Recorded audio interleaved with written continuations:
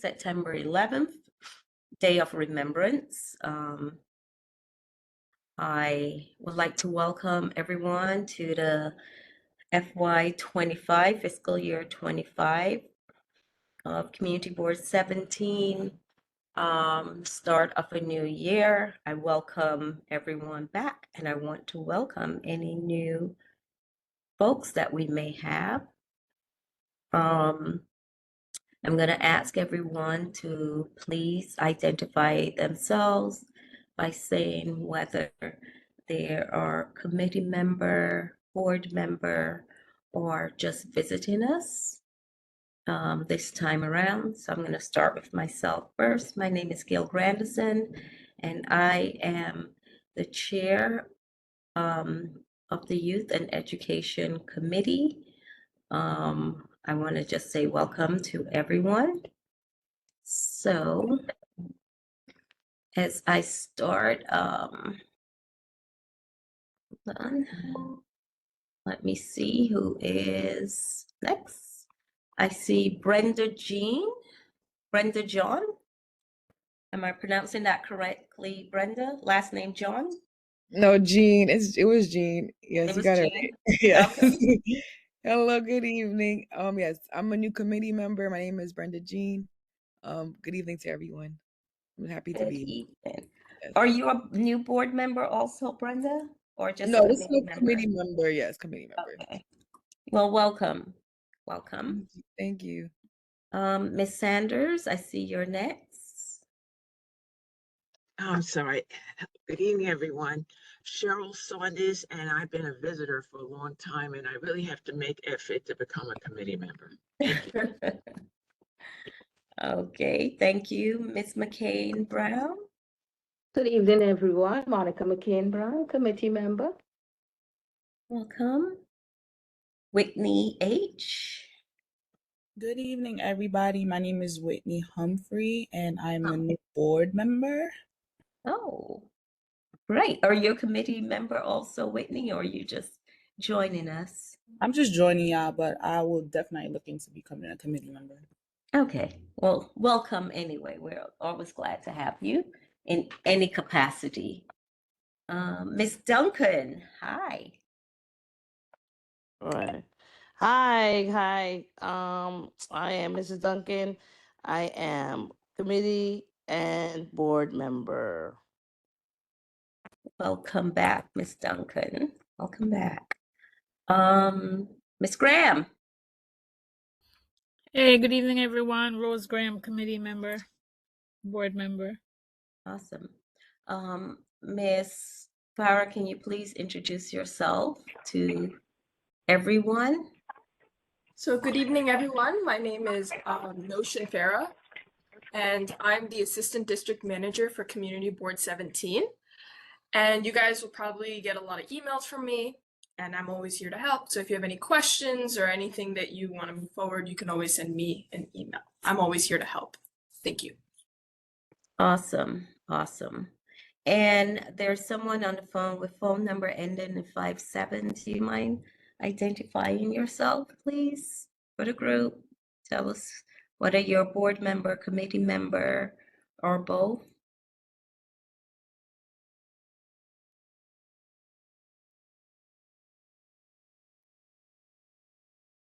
I think she came off. Oh, she came off? Okay, not sure who it was. Does anyone know who the person was or? Okay. All right, so you know what? Welcome, everyone. Welcome back. Thank you all for being here. Appreciate you taking the time out of your schedules to be with us. So right now, we're just going to move into my report, chairperson's report. And, as I was saying, I want to welcome everyone back. I appreciate you being here. Last year we had a very interesting year. We didn't do a lot. given finances and stuff like that, you know, it kind of limit the ability of the committee to be a bit more active and out there in the community doing stuff. So, you know, that kind of hinders our that area of what we want to do. But you know, we had to cancel the spelling bee because of the low attendance that we got. But we have it rescheduled for October 14th at Cristo Rare High School, which is located on East 37th and Brooklyn. I'm sorry, East 37th and I think it's Foster and Farragut or Foster and Avenue D. Something along that lines. I think Foster and Avenue D. We sent out, as school started, sent out the materials to our schools, and Ms. Farah also sent it to the board, and she also sent it to the general committee. You guys might should have gotten a copy of the entire package. I hope you did, and I hope that you can please distribute it, you know, to other people in the community. It's at the board office. There should be copies at the board office also. I'm having some put at the rugby library to be disseminated as people come in. So I'm asking you to just please spread the word around the spelling bee. Let's make it successful and for us to get rid of some of these prices that we've had in-house for a while. For those who have volunteered last year, you know, to be judges or to make donations, I hope that will still hold. We, you know, definitely moving forward is going to need your assistance in some way, especially being there, helping chaperone the kids. So as we get to see what the numbers look like as they come in, I definitely will give the committee more information on what is happening, and you know, it more than likely just email updates as we will meet. I think if I'm correct, the Wednesday after the spelling bee next month. So that's where we're at with that. Youth happening. So I'm going to speak a bit more when I go into old business, a bit more around this. But you know, Youth Happening took place on August 1st. I want to thank everyone who played a special part in that in any form or fashion. You know, donations are showing up, giving us any kind of resources that we needed. I thank you and appreciate your assistance around this. So the day was basically really good. There were some hiccups. There were some things that I didn't like that happened, and then there were some really great stuff. So as I said, I'm going to speak more into it, but I just wanted to give you a brief overview of the day that, you know, especially it didn't rain. It did not rain at all. So that was one of the highlights of the day. As some of you know, are meeting Miss Farrer for the first time. You know, she is the assistant district manager. She's going to be in the office. She will be handling our committee. If you have any questions or concerns, anything that you need to, please feel free to email her. I'm going to ask her to please drop her email in the chat that you can copy it, and the board's number if there's any way that you need to contact her. Miss Frazier is currently out of the office. I think on medical leave. Mr. Daly said last Monday night. Yeah, on medical leave. So currently it's just Miss Farah that's in the office. but I will say that she's doing a great job just being able to handle everything, on her own and still meeting our needs. So that is my brief report. Any questions around that? Anything I said?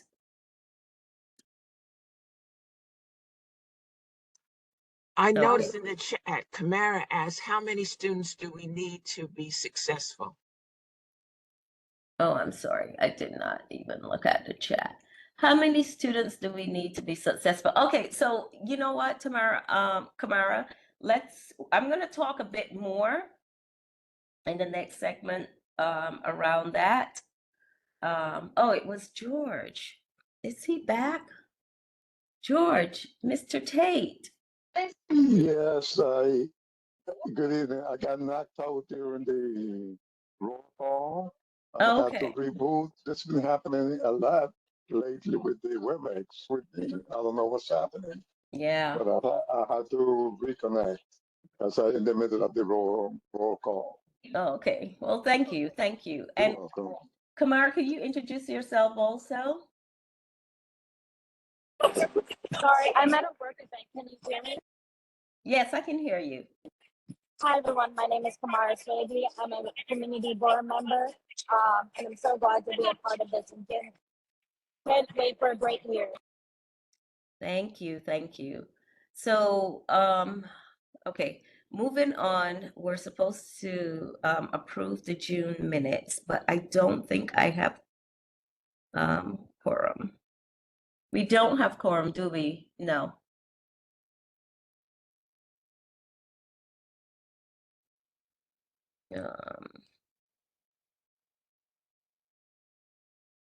Let's see. We have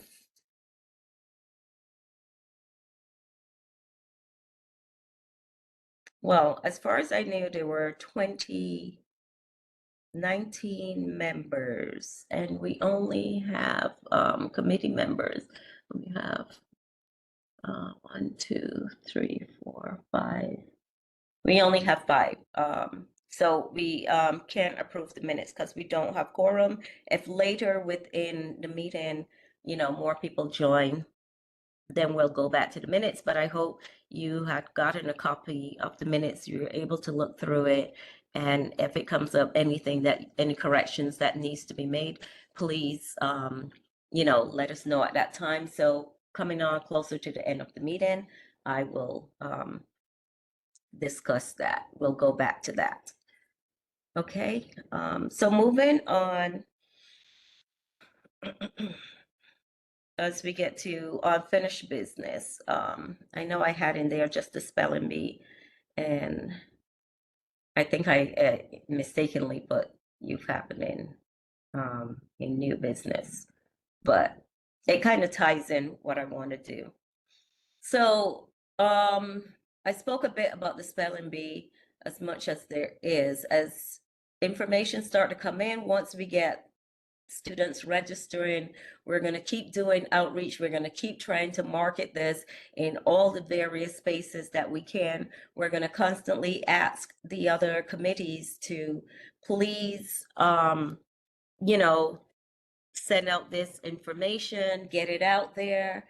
This year, I plan to get to some schools to the PTA meeting. I'm going to look at my schedule, especially those days that I work remotely from home, to try to make it to get to those meetings.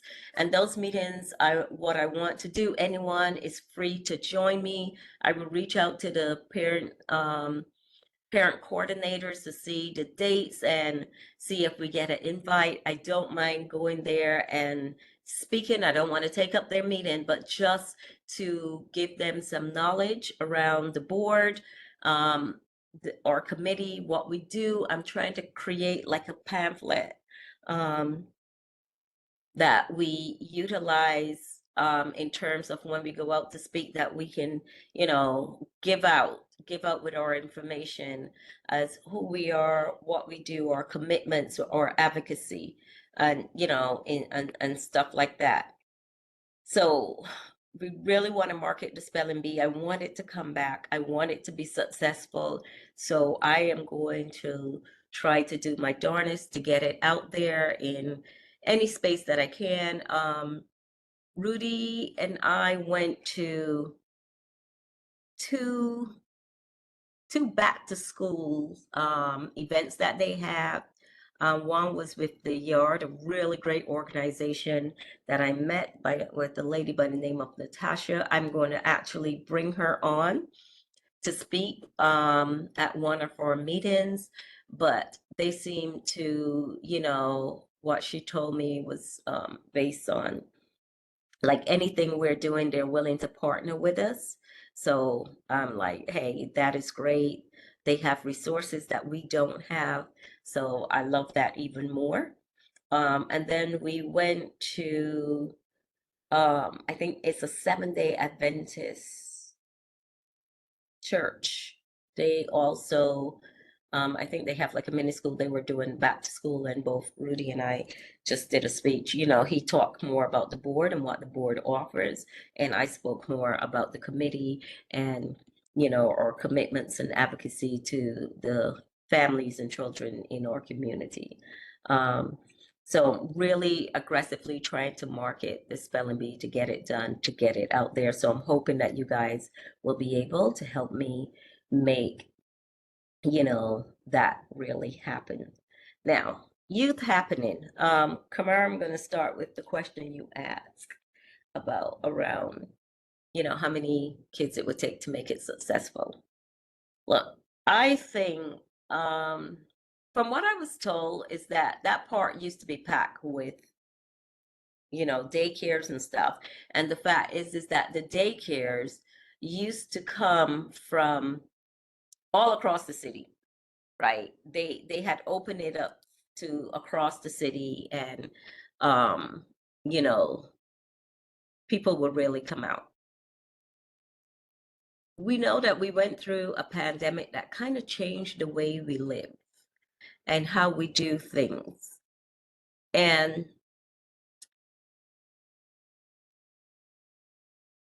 that change, I think, affected us in a way because we came back, but a lot of people didn't come back out. Right. There are people that are still weary of catching COVID and, being in large groups. Funding has really taken a hit. That much I can tell you. It's really taken a hit. And, what they used to do was mainly get the school lunch, and that, they will distribute it or what. The first year we did Youth Happening, we did the lunch. We had like almost 500 boxes of lunch and stuff. We didn't have 500 kids. I think we had maybe 200-300, something around that. But there were a lot of lunches left back. And one of the complaints I kept hearing was, oh, the kids don't like the school lunch. They don't like it. So the next year after that, I tried to change the trajectory on that and offer hot dogs and hamburgers, right? We did get donations and stuff last year. That's when, so that kind of worked. So Kamara, to your point, it could be 500, 600, 700, 800 kids. It could also be 200, 300, 400 kids, right? I think the success of it is, did the kids enjoy, whether the number was 200, 300, or 400 or 500 or 1,000 kids, did the kids that were in the park had a really great time, and did they enjoy themselves? Right. That's what I'm focusing on. It's not that I'm not focusing on the numbers, because I would love the kids to come out. I have no qualms with that. I love when the kids come out. But there's a difference between coming out and not having a good time. Or you've got all these kids, or you got less kids who also may not have a good time. But it's about the experience that they have in the park that day. So I mentioned that we had a couple of hiccups, right? Someone had promised us they were going to DJ around for us. And I was approached by this, at one of the board meetings. They were eager to get on board and to do it. And coming on to the time, one of the things that happened, I had to be away because I had a family reunion and then I had a death in my family. I actually came back that morning. I got off a plane about 6 o'clock, the same day as Youth Happening. And, I was communicating with the board office and, other people around with our donations and stuff like that. So I do take some responsibility for myself not being here to fully follow up or to make other arrangements. So when I kept emailing and asking questions, about DJing and stuff like that, because we had some performance lineup, and we do ask the students, the daycares and stuff, if they want to perform on the registration sheet, and people would usually say yes. Well, DJ didn't show up. We had no music. I tried to get, tried to work to see if elite learners would be able to even get a speaker, right, to do it. But it wasn't happening. It was way too late. I didn't have the option of running around making calls and stuff.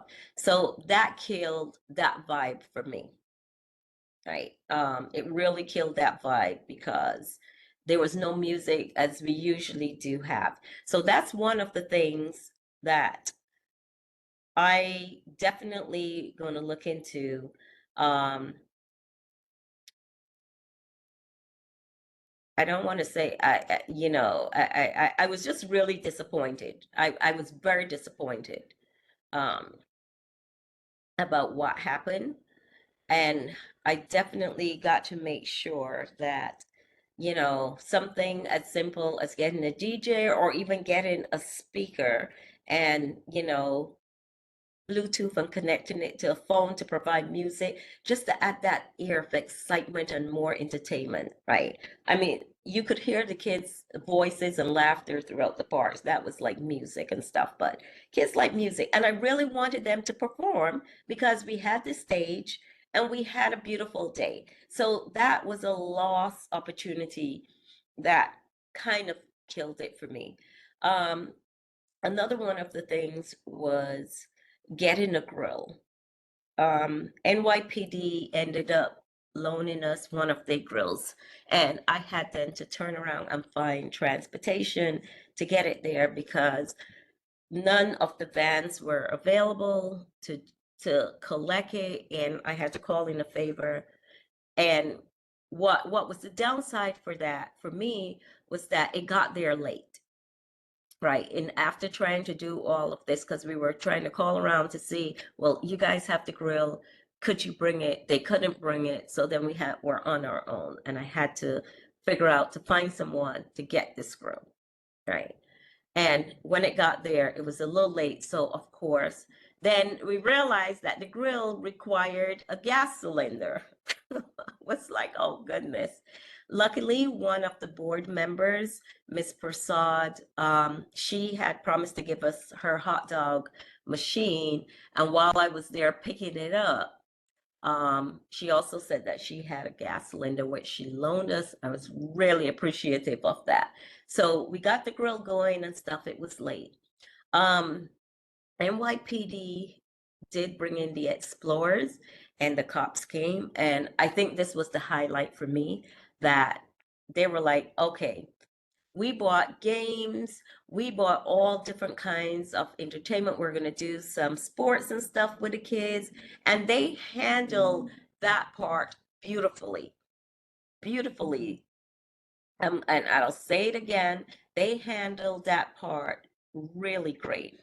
So the kids had entertainment. There was a clown that was also there. They had face painting. I saw the big board games were up. There was a activity. They also had arts and crafts, I think. They said, that the kids could do. Of course, it's in the park, kids on the swing, they're on the jungle gyms, they're sliding, they're doing all of this stuff. Miss Lewison had bought us some books also, so there was a book table where the kids could take the books or they could read. There was entertainment, for the kids. So I was happy about that. The God Squad brought their kids. They came in. Um,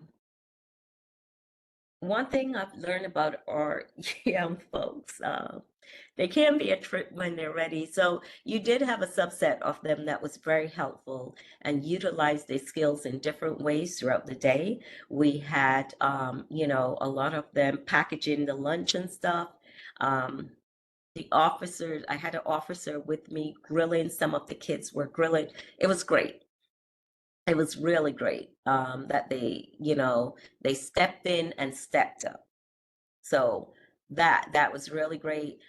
We had Sesame Flyers there. We had Elite Learners. I said the God Squad. We had Cristo Rare High School was there. The Lions Club was also there. I'm trying to think who else. The Lions Club, I will say, come every year and they give out backpacks to the kids for back to school. So that was awesome. So we didn't have any elected officials there. I would definitely say that. No, I'm sorry. Assemblywoman Waterman came through. She was the only one that showed up. She came through. The deputy inspector also came through. She was there. She popped in, to say hi and to see how everything was going and, with her officers and stuff like that.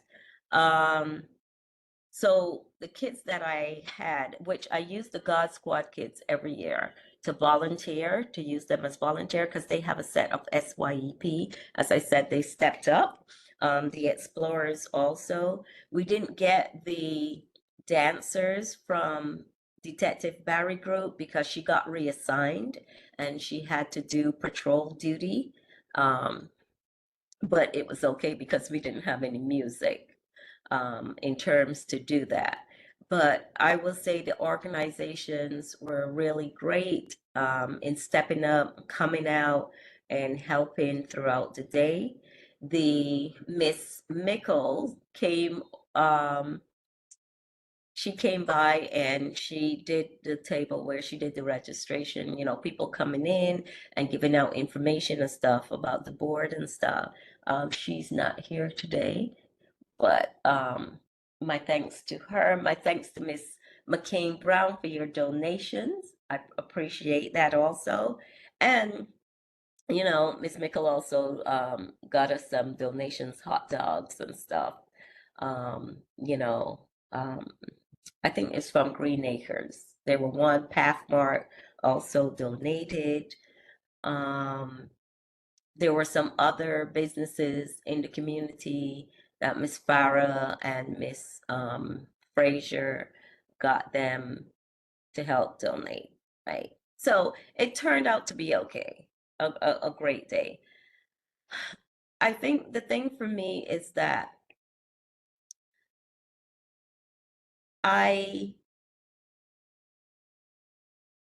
needed a bit more help from the committee side in setting up and to doing things right.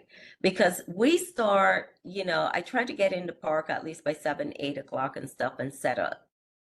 And during that period, because the kids don't come till later, because as I said, they're SYEP and they're only allowed to work a certain amount of hours a day. So they can't be there for the whole day. So the organizations bring them a little later, like 10 o'clock or so. So in setting up, we didn't have any help. It was just me and Miss Farah, and Miss Farah had a friend, which I was really grateful for, that helped us get those, lift the tables, pull everything from the board office, all the waters, the juices and stuff, set up the tables, set up the coolers, get the ice. So it was a lot. It was a lot to do for just 2 people because I was just running around delivering stuff, picking up stuff and trying to get you know, things from various people and then just trying to set up. So it just became, you know, a lot to deal with. As I I'm told, sorry I missed it. I really enjoyed it the last time, but you know, as I told you, yes, I know you had called me and you told me, but I would have been there. I would have yes, been there yes, early. I would have been there yeah. early. And look, I know, you know, people had to work and stuff like that because it's usually a day in the week. But I say this to say that I have to figure out a way to get some volunteers. So we need at least 3 to 4 volunteers early for those morning. We also need transportation to get a van that is able, you know, if we're going to borrow grills and stuff like that from people, to get these things, you know, transportation, getting the stuff when the kids, because it was just so much that we had to wait till the kids come and then they started helping. And the thing is that we're moving this stuff on a hand truck, so it's really limited, right? And you know, between my car, I'm like driving to the board's office, stacking up the car with stuff, driving back to the park. The kids are putting the stuff on the hand truck and they're driving and going and coming. And, you know, having a van or something like that at our disposal would eliminate all of that because everything could be packed in. If we need to borrow the grill, we could go collect that. We could pack everything in the van and we would have it there. The biggest issue that we have is funding, right? We don't have the major funding to do these things, to hire. And I would even say, you know, the cops did a really good job of with the grill and stuff. I had one cop, and I told him he's invited to any barbecue I have, 'cause he's like the grill master. Um, but maybe it's finding or hiring 1 or 2 people from the community that day to handle the grill, right? For Excuse us. me, Gail, let me ask you something. Does the community board have any partnerships with any organization like Elite Learners or, you know, it's people We, that, yeah, we do, and they were there. They were there. but But they but to ask also, them to come early and to help because they have guide well, power and vans. they were there and Somebody, they not came. even that organization, but any organization. No, they came with their people. They offer us help. Don't get me wrong. They came with their people. They also set up, what you call it, a booth also. They had their tent, they set up, they had some young folks there because they're the ones, I think the first year I did it, they did the music. They're the ones who did the music for us, you know, they had the DJ and stuff. And this is why I'm saying that if I had known that that person was going to fall through, I could have reached out to them and get them to provide the DJ and the music. But all of this did not happen till the morning, you know, and I actually spoke to the person that morning and they're like, oh, you know, whatever. So it's not that they don't help, they do help us, but they're not there to transport stuff for us, right? In that capacity. The other thing that I like last year or so, we had Sesame Flyers who did donate some stuff. People's budgets are tight.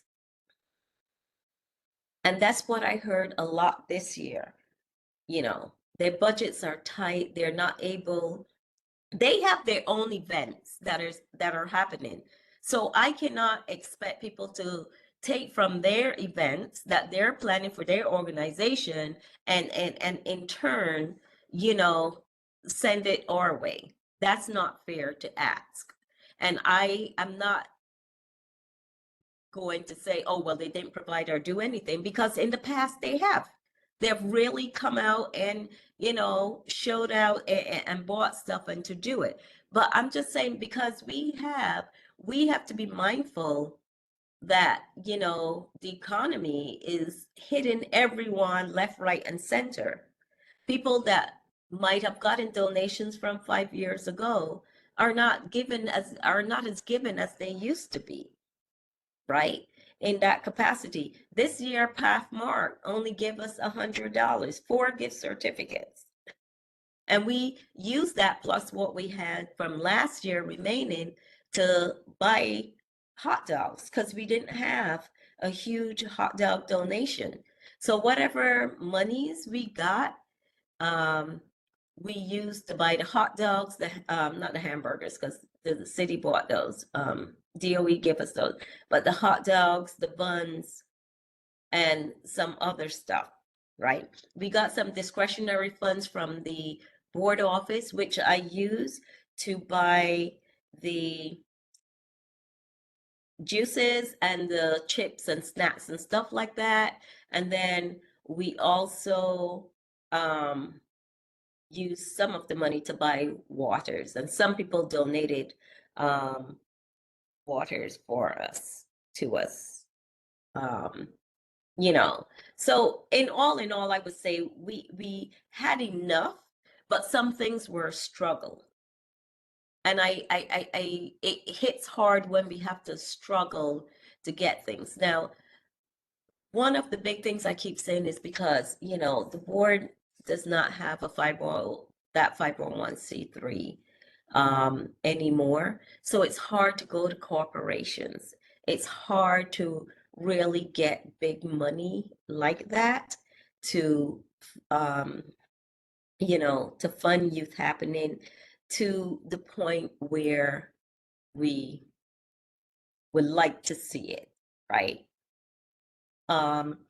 Another thing was with some of the daycares, some of them came up to me and they were complaining about some of the things was happening. So we ordered just limited lunches from DOE. And they came, you know, with the truck and stuff, and the guy put out some things. But then there was at a point where, like the milk and stuff, he was given, I guess, given to selected people because we don't keep the milk outside. They keep it in the van because they have the cooler trucks. And then, and you know, this year I found like there were the scrutiny on making sure that the food and everything and the temperature was just right because I think she's the supervisor or what, she came out and she was standing by the grill by the food just watching. So what was happening is the only thing I ordered was cheese sandwiches because I figured the kids would eat that more than the other stuff that they had. And he was they told me like selectively given to some people and some people weren't getting, some people weren't asking. So some of that happened, you know, I had like 2 people complain to me, oh, I see that this person is getting all of this stuff and blah, blah, blah, but and we sent our people and we didn't get this or what. I can't be in 6 places at one time, right? And I wasn't aware that the guy from DOE was, you know, handing out the milk to certain people, and he didn't like come out. Everything else he bought out there, and things that I know he had.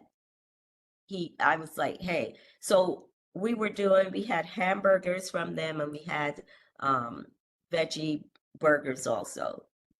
And he would only bring out of the truck like a box at the moment. And, you know, when that's gone, I have to go to him and say, hey, do we got more hamburgers? Can you give us more and stuff? It was a bit more scrutiny on it. And some people just felt like the distribution from there was not fair. So, you know, I want to figure out a way that becomes a fair process. And that it's not that, oh, you're keeping stuff in the truck and you're only bringing out a selected amount. And if somebody, you know, or what you're giving this to and what's not. And I mean, it wasn't major because it was more about the milk than anything else. And, it's just one day because she's like, our kids like milk and they didn't give us any milk and stuff. So I'm thinking, you know what? Maybe I get a third cooler and that's where we put the milk in and not them have it in the truck where we can't see it, where it's not visible for people to ask. That we do that, we have the cooler, and when they come to collect stuff for the daycares, that they're like, hey, yo, you guys have milk, we want milk instead of the juices, right? Because that's what it was. Some daycares wanted the milk because they say the kids prefer the milk rather than the juice or the water. So my thing is the funding. At this point, I am starting from right now trying to figure out the best way to get funding. The things that I think are necessary and I would like to get. I would love to be able for us to get a commercial grill, right? I know housing it may be an issue, but maybe the board office. And it doesn't have to be even, what I think about also is like those can grills where you see like the people on Church or Utica doing the jerk chicken. Yes. Right. Someone to make us one of those, or I don't know if you buy them. I don't know where you're getting them from. The only thing I know about grills is that you go to Home Depot or Lowe's or, one of those people and you buy a grill. Right. And I prefer more charcoal than gas cylinders because I don't, I just don't feel comfortable with a gas cylinder on a grill in a park with kids. Right. And then the other thing is hiring transportation, at least getting someone who has a van and are willing to lift and, we'll leave them like for the morning to transport stuff and then like in the afternoon when we're finished to return the stuff. So getting someone that would be willing to do that, that we're able to pay them. We may not be able to pay them a huge set of money, but at least giving them something gas wise or what, and for the time, for the morning and for the afternoon, right? Those two things. And then maybe hiring 2 people from the community to be there early that morning to get the grill going. Right. We need to get that grill going as early as possible so that we can start packaging, that when we see because they started to line up for lunch. Once that grill came on and they smelled the stuff, people just started coming and getting on a line about 11 o'clock, 11:30. And I'm like, it's not lunch yet. Right.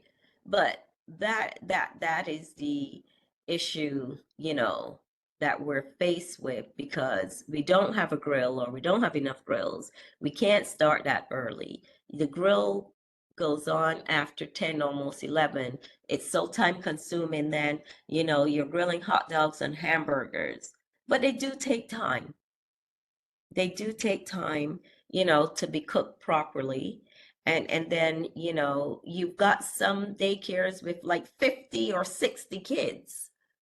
So we're talking about really getting the stuff together and a fast turnover, to get the lunches out so that when we see like 12:30, maybe 1 o'clock, that we have, for each daycare, we look at the count. And if we say, okay, this is for Ebenezer, they got 35, and we've got their lunch there ready, come grab it and go. One of the things that I'm going to, for next year, put on the registration form is their choice of food, whether they want hamburgers or hot dogs, and if they can give us the count. Because they kind of know what their kids want and stuff, but if they can give us a count, a preliminary count, at least we know the amounts that we need to get out for each daycare and to have it there. And I want to do 2 separate areas because remember, there are people in the park also. So adults and children who are in the park are lining up. But, as I told them, like, we want to take care of our daycares, kids first, especially with the adults. Like this, we want to take care of them first. So I want to do like two separate things. If you were just in the park and you came to grab something to eat or whatever, you're on a different line. The daycares, we're going to have a whole setup and station on another side but it all takes, hands to do it. And then I think the last thing about it is that the kids, once again, the young folks, because they're SYEP and they have to leave by a certain time, we lose people helping us to pack up. We lose them because I think by like 3 or 3:30 or so, they're gone, right? They leave, and it's not that the organizations may still be there, but the kids have done their allotted time for the week, for the day, and then they leave, right? And they cannot keep them over that time. They just can't. So one of the things that I've done is to send out a survey, and I have to resend it again now that everybody's back in school, to figure out, to get the feedback from the daycares to see how we can go about making this better, some of the things that we can do to enhance the experience, dealing with lunch, what would they prefer? Do they want to go back to the box lunches, or do they like having the hamburgers and hot dogs as an addition items because the kids, more favor that than the box lunches? And what I don't want to happen is to see boxes and boxes of lunch being left in the park, uneaten or spilled out, or being sent back, and then we're being told by DOE, oh yeah, you can't get this amount because last time all this remained, it was food that was wasted or what. So any comments, any suggestions from anyone? Well, from what you laid out exactly what needs to be done, and I was taking notes, and I just think that you need an assistant to help you execute this. Yes. Yes, you need an assistant. And yes. And with the barbecue and the hamburgers and maybe we can get a couple of food trucks, volunteer food trucks, or somebody to underwrite them. That would be so awesome. But then it would also be a bit more complicated and complex because now it would just be some more steps we would have to take because now of the health issue and serving kids. Okay. Yes, right. it becomes just another complexity. Because So, what you're talking about, I would say you need more than one grill. You probably need. oh yeah, I do. You probably need a good 5 grills, and because you have different lines too. Yeah, yeah. I would say at least 3 to be going, right? Because the hamburgers do not take long because they're pre-cooked. They're pre-cooked. So if you do, they cook really fast. But it's the hot dogs. It's the hot dogs that really needs to be cooked. And then sometimes I wonder, I'm like, you know what? Should we like maybe like half cook the hot dogs, in boiling water on the grill, like have a really big pot and use that to half cook the hot dogs and then put them on the grill, just to give them the flavor and the markings and stuff like that. And maybe that wouldn't take as long as it trying to cook through.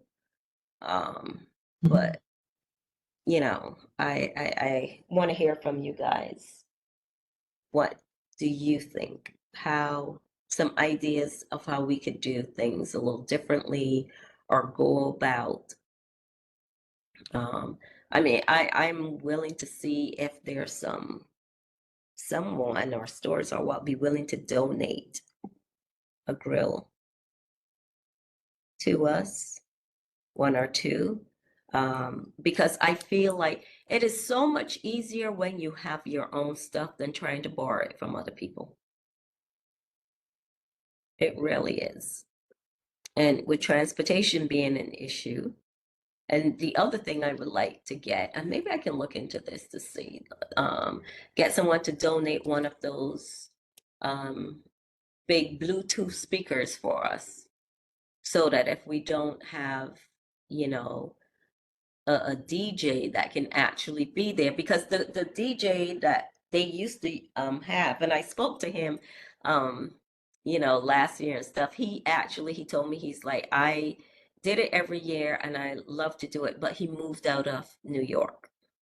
I was like, oh, you know, so there has been no one to replace him at this point. My daughter did look to see, you know, she has some friends who DJ, but people are working. And then there are also those who wanted some kind of payment, you know, to do it. Especially since they're going to be there all day, you can call it, like for the majority of the day, right? So I think if we get someone to donate their time to DJ for us, that's great. But also, if we have one of those Bluetooth speakers and we take a phone, you know, and we get music going on there, we can also buy a Bluetooth mic, or maybe the mic with the coaxial that can plug into the speaker that we can also use, because the stage has electricity also. So we can charge the speaker on there or anything else as needed, or, you know, could be plugged in, could be that also, Bluetooth unplugged in. So electricity is not a problem. It is just the items. You know, but I feel like when we have our own, we are much better situated. When we have to rely on folks and different entities, then it becomes a bit more complex. So Another question, Gail, Mhm. the relationships you have with elected officials. Yeah, because I know they have access to these things, that they should be able to loan us these things that you've been mentioning. Well, I think with the elected officials, I will say this. For most of the events and stuff that I see they do, they partner with an organization who usually have this kind of equipment. I don't think they keep these things in. So They again, often, why can't you? Why can't we? Why can't well, the community? well, what I said was Elite Learners were the ones who provided, you know, the music Okay. for us last time, but someone else had said they were going to do it. They were going to DJ, you know, not to worry about it. They have it. And then at the last minute, they didn't. Okay, yeah, but I'm not even just talking about the music. I'm talking about everything in Well, partnership, like right. the But food what I'm and saying help. is we do partner with other folks, but Okay. resources are limited. All right. So Sesame Flyers, we partner with them, right? They give us stuff last year. This year, Keisha told me, she said, Gail, honestly, our budget is so tight that I don't think we're able to give you anything. We can. They were even supposed to have an event on Brooklyn Avenue from Church to Snyder, and it got canceled. You know, so it's not like I don't have partners. I do. But if their budgets, you know, if they don't have the kind of funding, or let's say, I don't think that they sit down in when they're planning their budgets and say, let's include Community Board 17 in our budgets like that, right? Because we are not at the center of what they do, but they may include themselves in their budget, like, hey, youth happening, we're come out there. So what they do is they do come out and they do offer stuff. So they do like the big board games also. They offer entertainment. It's one year that Elite Learners, when they came, and then there's also East Flatbush Village. Like they bought stuff, But I realized that this year that people didn't have as much as they did the year before, right? The resources were limited. And as I said, everyone's complaining, the economy is a squeeze for them, their budgets and stuff like that. But they had came one year with the snow cone machine, with the popcorn, right? I think they had the big board games and everything set up for the kids to play. All of that was in play. What we look for, the donations for the food, the hot dogs, mostly, and like the bread and stuff. We just didn't have that full giving this year. We got through,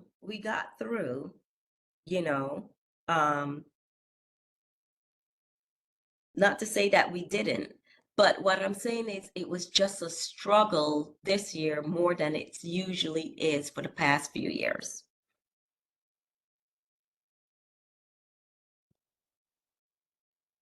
Anything else from anyone any ideas you guys have? Anything you want to add to? Go ahead, Mr. Tate.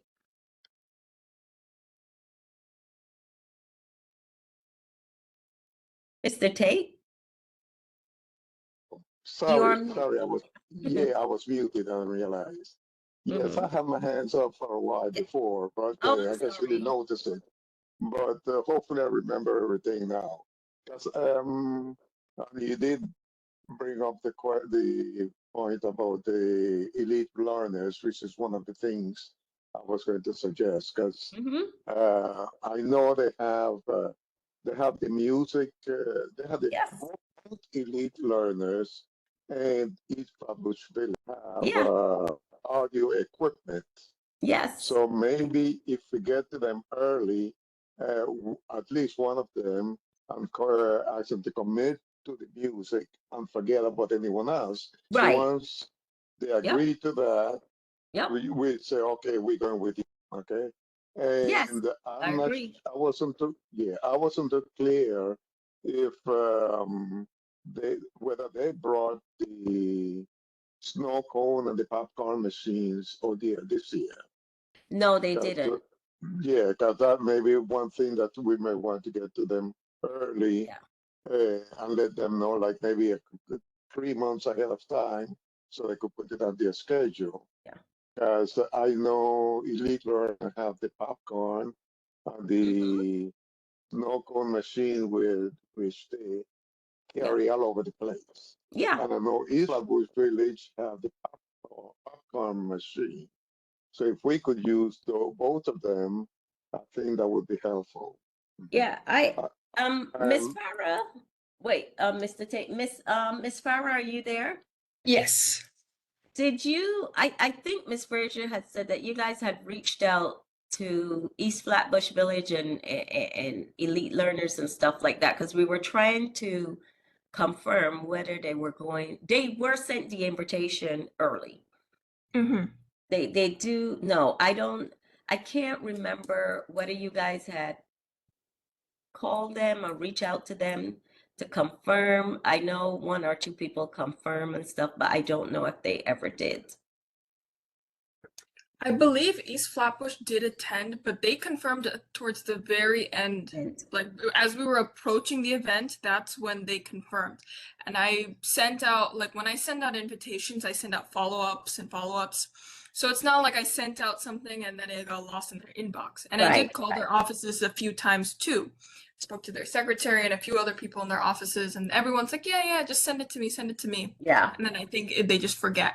And it wasn't until the very, very end, I think 2 or 3 days before the actual event, was I like, this event is happening now. We need a definitive yes or no.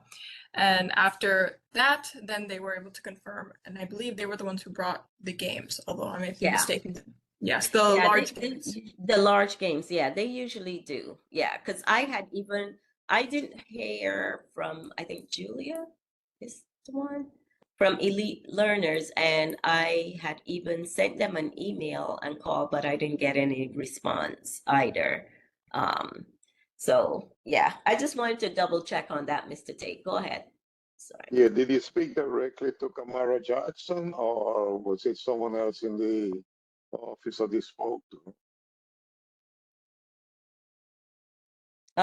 I know I didn't speak to Kamara. I Oh, didn't. I didn't. I don't know if yeah, no. yes, because I know sometimes they have like different people, but Kamara Jackson is the one who's in charge of the whole thing. And I'm pretty sure, like in dealing with her in the past, I think if, she would make sure that Yeah. things done. Um, again, I'm sorry I could make it this year because, as you know, I was away. Yeah, you But were away. Yeah, I remember that. yeah, but if it's something that you need, like contact with her directly, I Mhm. I could, as long as it gets not necessarily invitation, but a request Yeah. for certain things ahead of time. Yeah. I could follow up with her.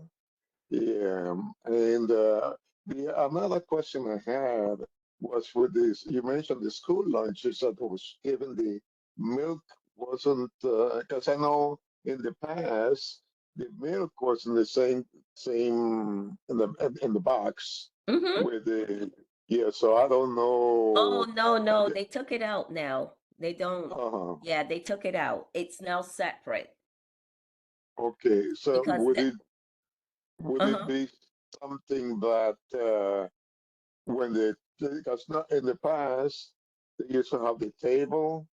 Would they be able to put the milk in the bags as soon as it could come out, or if we could have people there Yeah. helping with Yeah. that, so whatever you said happened that wasn't look Yeah. kind of shady wouldn't happen again.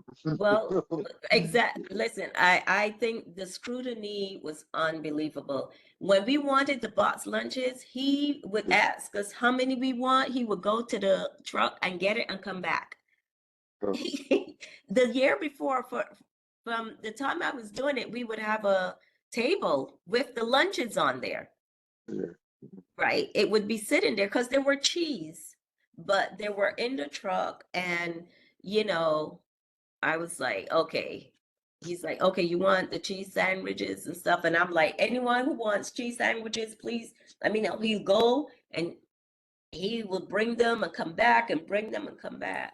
So I don't know what Yeah, so that was another all about. suggestion in terms of not having enough volunteers, Yeah. maybe, yes, maybe a suggestion would be if you could put some indirect pressure on the other committee chairs to try to get help from them and from their committee members. Like when I say, like just keep reminding them that we need volunteers. We're doing this for the Yeah. kids, and put a little guilt in their conscience that because that had worked in the past. Yeah. I remember that happening. And we, like especially if the chairperson is willing to do it, the chairperson of the board, asking Hmm. them to please help us with this. It's a big thing for the kids. Yeah. And Well, it wasn't for a lack of me not asking. I certainly did ask at every meeting, as we were coming up to the end of yes, June. But yeah, um, that's why I threw in the chairman of the board, because he yeah, also put a little more, hey, I appointed you to this, they're gonna be thinking he appointed me to this. He's asked me to help another committee. I guess I should do it. yeah. It's like without forcing them, just make them think about it. I know, but also I have to be mindful that people are working, and to them, this is not a priority, right? This is for them, it's not a priority to be there, that their jobs are more important and stuff. And this is Yes. why I know that there are retired people and stuff on the board, and Yeah. that and we've got 50 people And it might be 3 or 4 that can do it. And then we've got, from the various committees. So, but that is something I will take into consideration also, that to ask the chairs to find out if the members can, volunteer for that day. Yeah. Do other boards have that designation? What do you mean, Kamara, when you said that designation?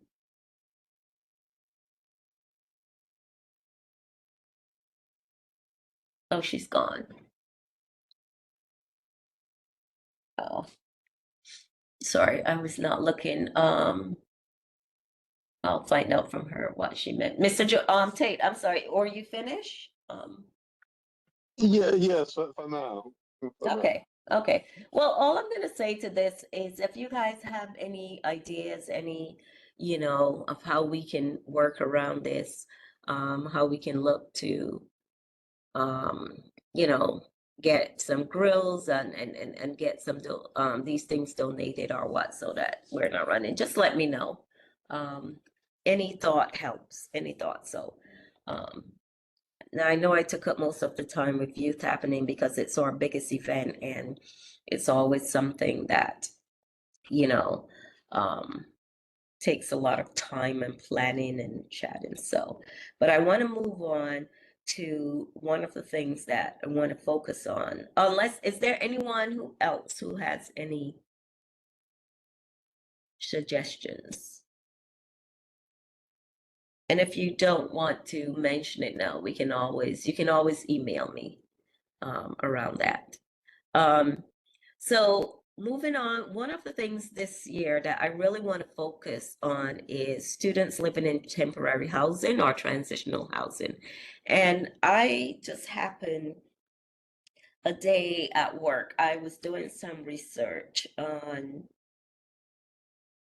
I was looking for something and I was doing some research, but and it was something school related, and coming into all of these statistics around, kids in transitional housing. Oh, I know what it was. I'm doing an RBA, result-based accountability course, and I was looking for some data to create this project that I have to work on to get certified in RBA.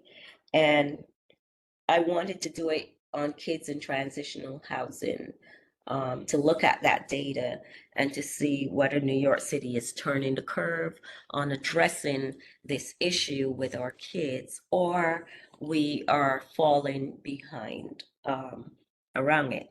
And, in doing that, I kept coming across all this data. It was so overwhelming at one point when I realized, looking into it, that between Bronx and Brooklyn has the most kids living in temporary housing, right? Bronx has almost 40,000 and Brooklyn has 31,000. And this is, in Brooklyn, it's broken across the different neighborhoods and everything. But one of the things that I came across is that our schools, one of the schools in our district, PS 109, has a very high rate of kids in transitional housing and chronic absenteeism. And I think this year I want to look at our community and that issue, to see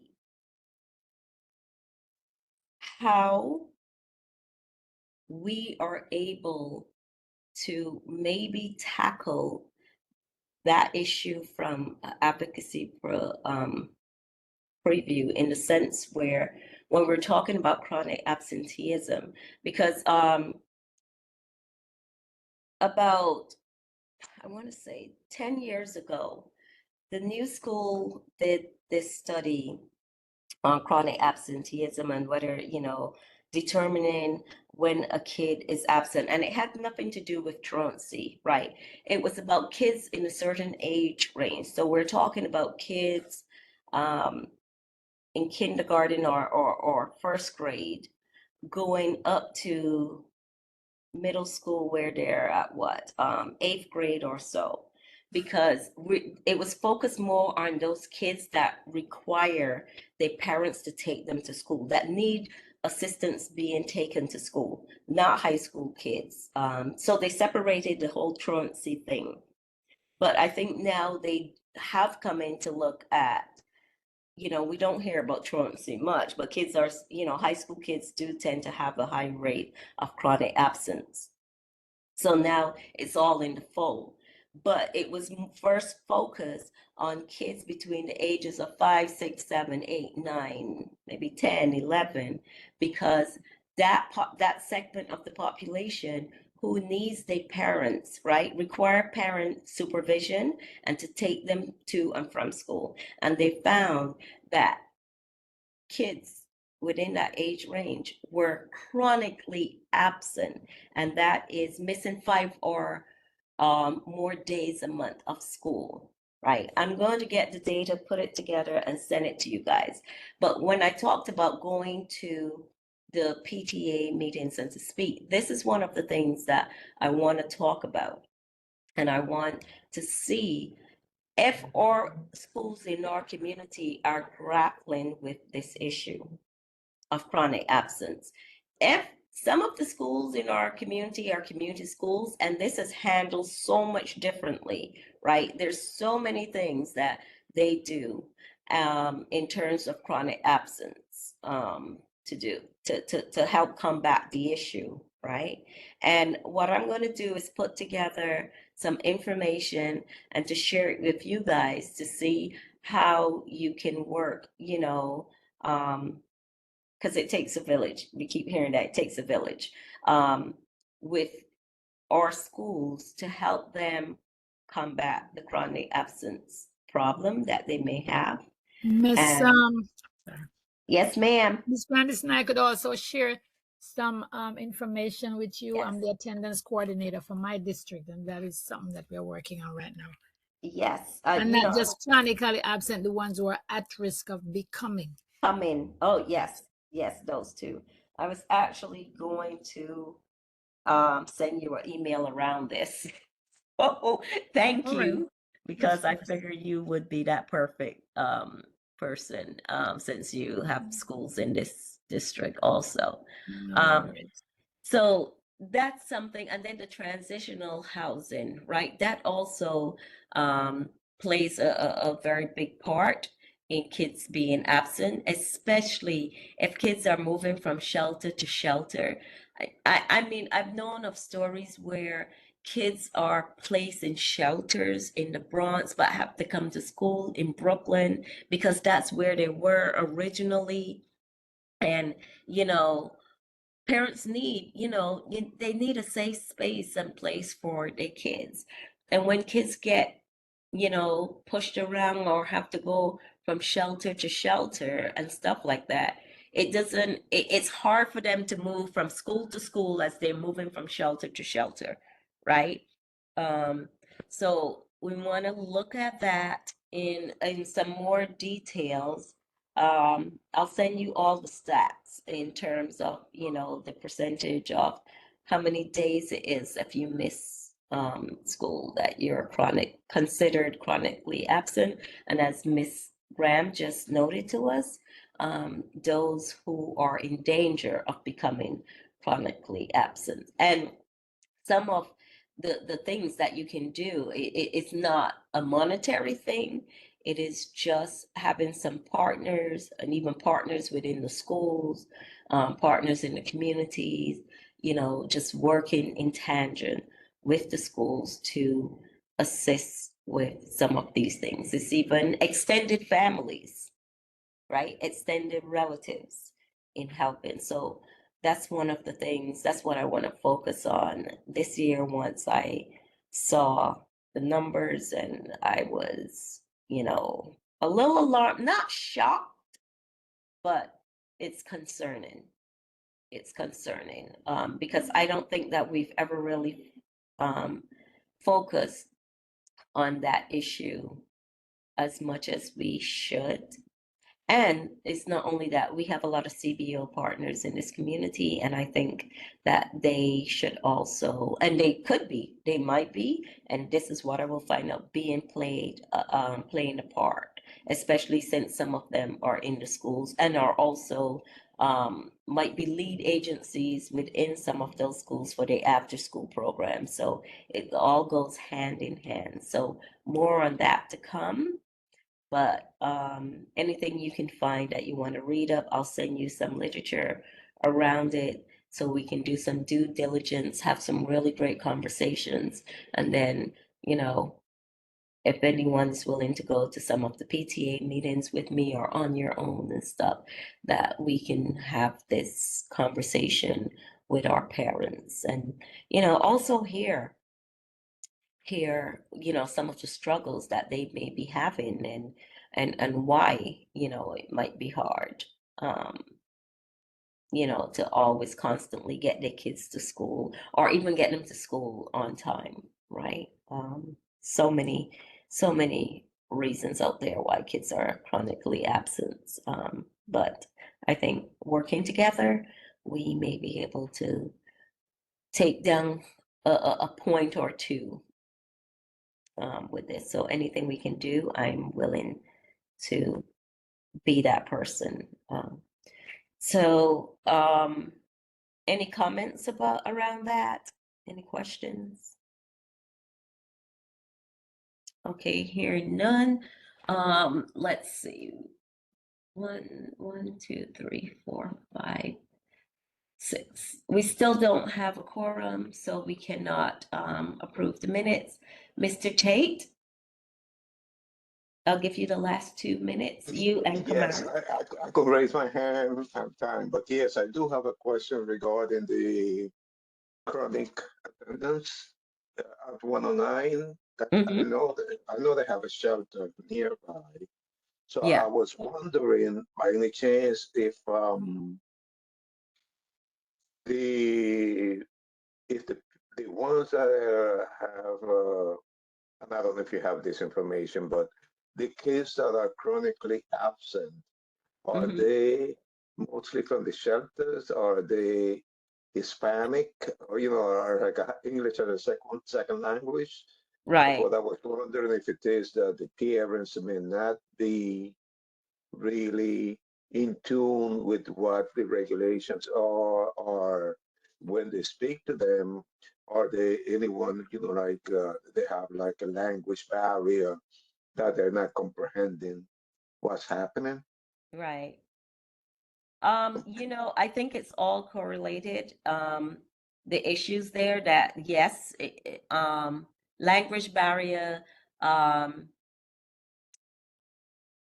in transitional housing or in shelters, Yes. that all of this is just a combined amount of things that could be causing these issues within that school particularly. So yes, that's what I'm going to do, is to find the information, because what I want to do is prepare the information just strictly on the schools that we have in our community with CB17, and not necessarily district-wide, because it's a lot. We've got 17, 18, and 22. So that's a lot of data to have to, get and to research. So just the schools that are in Community Board 17 and the list that we have. Yeah, because in terms of the Spanish speaking, parents and so forth, if I'm available and needed, remember Spanish is my first language, so if I Okay. could be help with that, Yes. especially at the PTA, or if they need translation, I'd be more than happy to help with that. Oh, great. Thank you. Thank you so much. I appreciate You're that. welcome. Thank you. Kamara, I see you're back on. I was calling you, but you had dropped off. And just quickly, you had put 2 things in the chat. You said, do other boards have that designation? And oh, you're talking about the 501c3. So I think they do. It's a separate entity from the board. It would be like we used to have it. It's called the Friends of Community Board 17, and that designation was up and running, but there was a lapse in the filing and stuff, so now it's just dead in the water. It's not anymore. But there are other boards that do have that designation. Yes, to your question. Okay, can we bring it back? We have been trying, but there's a hiccup. There's a hiccup because the 1099 was not filed, and this has been out there for a number of years. So I think the 1099 wasn't filed since what, 2018 or something like that. There was no filing with the IRS. And from what I was told, if after a certain time you don't file, the whole thing becomes null and void. There have been some conversations around creating a new one, but I will see where that goes because from what I was told, it seemed like they only wanted to create it to do certain things because when you're going to do the 501c3, it's like you're a nonprofit, but there's some legality thing in there, and like they wanted to do it only for fairs. But I was like, well, I would love us to have it because of the committee and stuff, but I gotta see what happens with that. And right now it's just null and void. Let's just say that. It's not happening. So that is the hiccup. Okay, it is now 9:03. I do not want to keep you guys any longer. Does anyone have any other questions? Any comments? If you don't, can I get a motion to adjourn the meeting, please? No one wants to go home, go to bed? Well, I, George State, make a motion to adjourn the meeting at 9:04 p.m. Thank you, Mr. Tate. Any seconds? I'm sorry, we didn't catch that. Kamara, we can't hear you. You got to be clear for the record. Anybody else want to second it? I second it. Your name? Just give your name. Cheryl. Thank you, Ms. Saunders. Okay, with that, I would like to thank everyone. Have a great night and the rest of your week and a beautiful weekend, and we will talk. Good night, everyone. Good Okay, night. good night, everyone. Good night. Thank Thank you so you. much. Thank you. Good night. Thank you. Bye. Ms. Farah, Yes. can you stop the recording and can you hold back 1 second? You can